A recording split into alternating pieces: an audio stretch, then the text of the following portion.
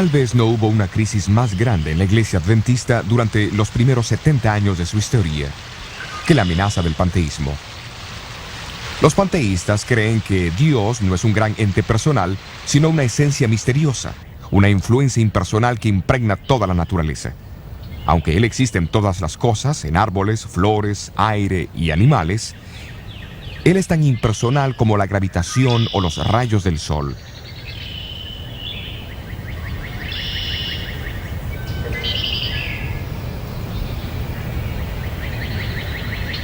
Esta idea había sido adoptada y enseñada como una nueva y avanzada verdad por algunos de los líderes de la iglesia de Battle Creek. En realidad, amenazó los mismos fundamentos de la opinión bíblica de Dios. El doctor Juan Harvey Kellogg, el brillante doctor y superintendente de la institución médica de la iglesia en Battle Creek, fue uno entre muchos líderes de la iglesia que fue atraído por esta filosofía a comienzos de los 1880. Pero no fue hasta 1897 que introdujo esta enseñanza en forma pública. En las reuniones de la Conferencia General en 1899, celebradas aquí en la iglesia del sur de Lancaster, en Massachusetts, las ideas panteístas fueron nuevamente promovidas por varios líderes de la iglesia. Elena White estaba en Australia en ese entonces, pero fue impresionada a informar a la conferencia unos cuantos testimonios. Uno llevaba el título La verdadera relación de Dios y la naturaleza. La naturaleza no es Dios y nunca lo fue. La voz de la naturaleza testifica de Dios, declarando su gloria, pero la naturaleza en sí no es Dios. Como creación de Dios, solo profesa el testimonio de su poder. Bueno, hermanos, ¿qué piensan ustedes? La ocasión cuando ocurrieron estas comunicaciones fue muy significativa. Habían sido escritas aquí en Australia casi 4 semanas antes del comienzo de la conferencia, pero llegaron justo cuando se las necesitaba. Sin embargo, eso no fue el fin del asunto. La enseñanza panteísta prontamente se extendió en el colegio de Battle Creek y en el sanatorio que estaba bajo el control del Dr. Kellogg.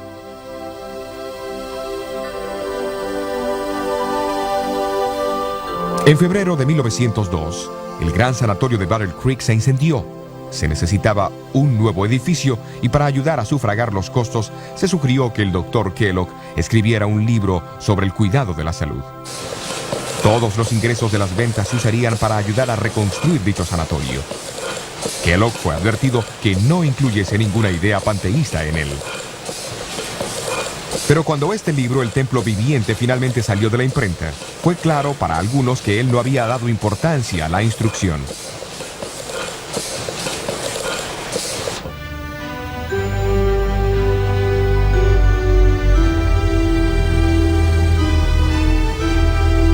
En 1903, los líderes de la iglesia planearon que el concilio anual tendría que ser en Washington, D.C. El presidente de la iglesia, Arturo Daniels, esperaba que no se hicieran referencias a el templo viviente o a las ideas panteístas de Kellogg. Sin embargo, cuando los defensores de Kellogg de Battle Creek llegaron, fue evidente que era inevitable una confrontación. Señores, necesitamos un nuevo modo de ver a Dios. El panteísmo no dará eso, será una nueva experiencia religiosa. No estoy de acuerdo con usted, hermano Kellogg.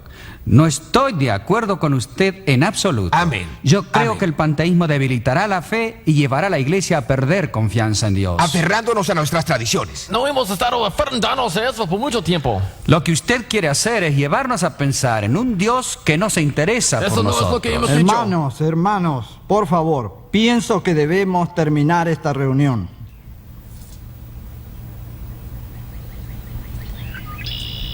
El pastor Daniels no se atrevió a pedir un voto por la tensión existente. La iglesia estaba enfrentando una crisis. ¿Pero qué hacer?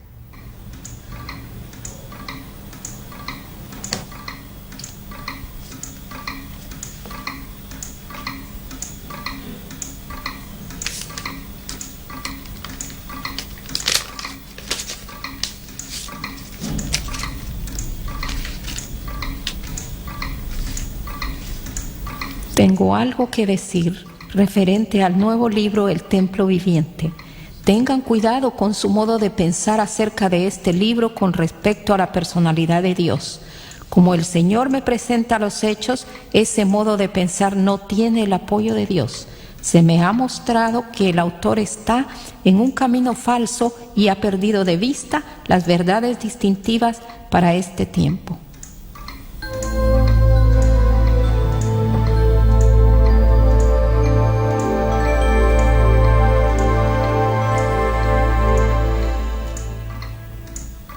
Elena White había escrito la carta desde su casa en Ells Haven, California, y la había mandado una semana antes. Fue una mera coincidencia que la carta llegase de miles de millas de distancia en el momento más oportuno. Por supuesto que Daniels y muchos otros no pensaron así.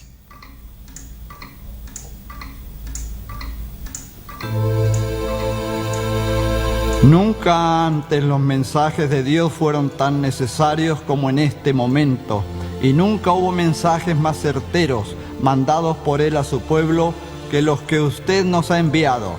Usted no se puede imaginar la gran bendición que ha sido para nosotros su comunicación sobre el templo viviente. Llegó en el momento exacto. El conflicto era severo, pero su mensaje llegó y resolvió la controversia.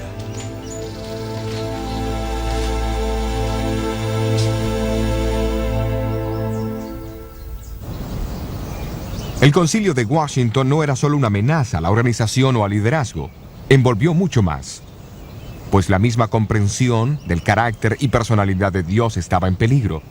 Por eso Elena White decidió incluir en 2 de sus libros, que estaban en preparación, algún material sobre el tema discutido.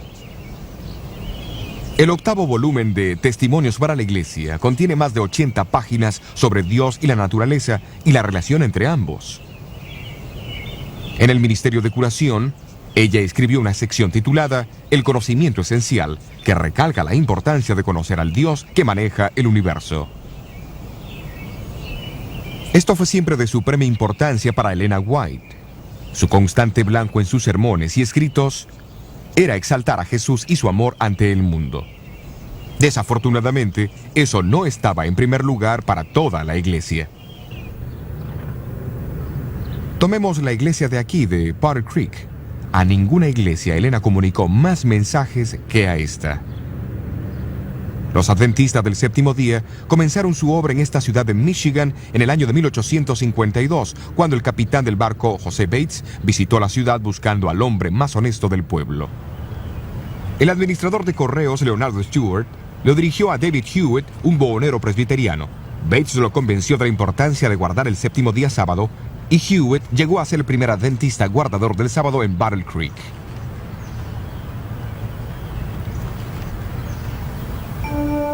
En 1855, la obra publicadora de la iglesia se mudó de Rochester, Nueva York, a Battle Creek, y luego se erigió esta pequeña estructura de madera de 2 pisos para alojar a la imprenta. Durante las décadas que siguieron, equipos a vapor reemplazaron la pequeña imprenta manual y la obra de publicación floreció. Una sucesión de pequeñas iglesias de madera se construyeron en Battle Creek, cada una más grande que la anterior, para servir a la creciente feligresía. En este segundo edificio, la joven iglesia decidió nombrarse Adventista del Séptimo Día en 1860 y se estableció su sistema de organización en 1863.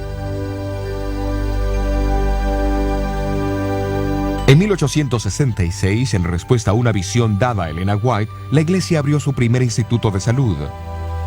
El Instituto Occidental de la Reforma Pro Salud, como fue llamado, fue fundado en una antigua casa remodelada en Battle Creek. Su blanco no era solo tratar a la gente con remedios sensatos, sino también enseñar a la gente a cómo cuidarse para prevenir enfermedades. Pocos se imaginaron sus fundadores que en unas décadas recibiría reconocimiento mundial bajo su dinámico director médico, el Dr. Juan Kellogg. En 1872, la primera escuela adventista se abrió en la ciudad. Comenzó en el pequeño edificio de 2 pisos que en un principio había alojado la obra publicadora. 7 años más tarde, el famoso tabernáculo Dime, el 4º edificio de la iglesia adventista de la ciudad, fue dedicado. Una imponente estructura de ladrillos que podía acomodar a 3.200 personas y proveía un lugar ideal para las reuniones de la Asociación General. En menos de 30 años, Battle Creek llegó a ser la meca para los miembros de la iglesia, porque la misma proveía educación, trabajo y oportunidades para el cuidado de la salud como en ninguna otra parte. Pero Elena White reconoció las señales de peligro de tan intensa centralización. Para sorpresa, durante las décadas que siguieron, sus advertencias fueron notablemente desatendidas.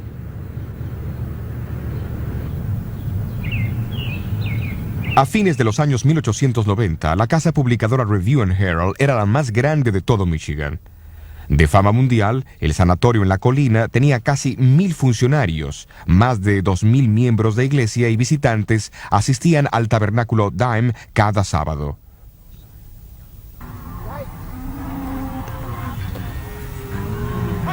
Pero desde Australia, donde Elena White estaba viviendo durante los 1890, ella amonestó que no se hiciesen más planes de expansión. Durante la sesión de la Asociación General en Battle Creek en 1901, se dieron algunos pasos para descentralizar la organización de la iglesia. Sin embargo, las advertencias de Elena White sobre el incremento de la comercialización y los sueldos injustos en la casa publicadora mayormente cayeron en oídos sordos. Pero en noviembre de 1901, fue comunicado un mensaje impactante a los miembros de la Junta de la Casa Publicadora. Ella les recordó que Dios estableció la Casa Publicadora para propagar su verdad. Pero esta meta había sido olvidada en la búsqueda de ganancias comerciales. Luego vino la advertencia. He tenido miedo de abrir la revista adventista por miedo de ver que Dios haya purificado la Casa Publicadora con fuego. A menos que haya una reforma, la calamidad vendrá a la Casa Publicadora y el mundo sabrá la razón. Pronto lo supo.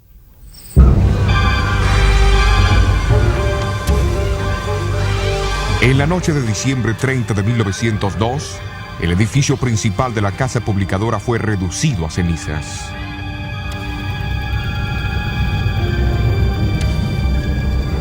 Esto ocurrió unos 10 meses después de que el famoso sanatorio de Battle Creek fuese también destruido por el fuego.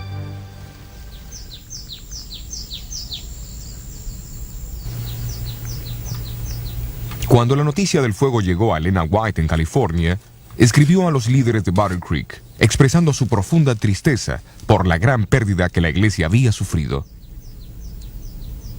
No estoy sorprendida por esta triste noticia, porque en las visiones de la noche he visto un ángel parado con una espada de fuego sobre Battle Creek. Una vez, durante el día, cuando mi pluma estaba en mi mano, perdí el conocimiento y pareció como si esta espada de fuego fuese primero en una dirección y luego en otra. Un desastre parecía seguir a otro, porque Dios fue deshonrado por hombres que decidieron exaltarse a sí mismos.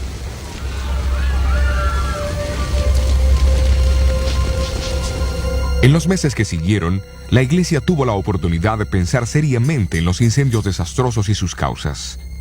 Rápidamente los líderes editoriales tomaron la decisión de nunca más publicar trabajos comerciales, como también la de mudar las oficinas centrales de la iglesia de Battle Creek a Washington, D.C.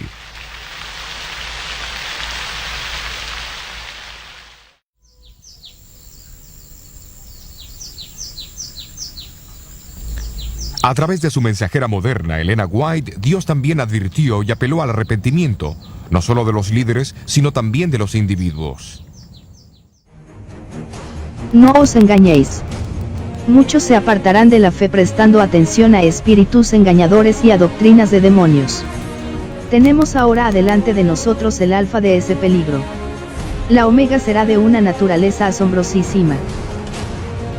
La omega seguirá y será recibida por los que no estén dispuestos a prestar atención a la amonestación que Dios ha dado. Sabía que la omega seguiría poco después y temblé por nuestro pueblo. A menos que haya una reforma, la calamidad vendrá y el mundo sabrá la razón.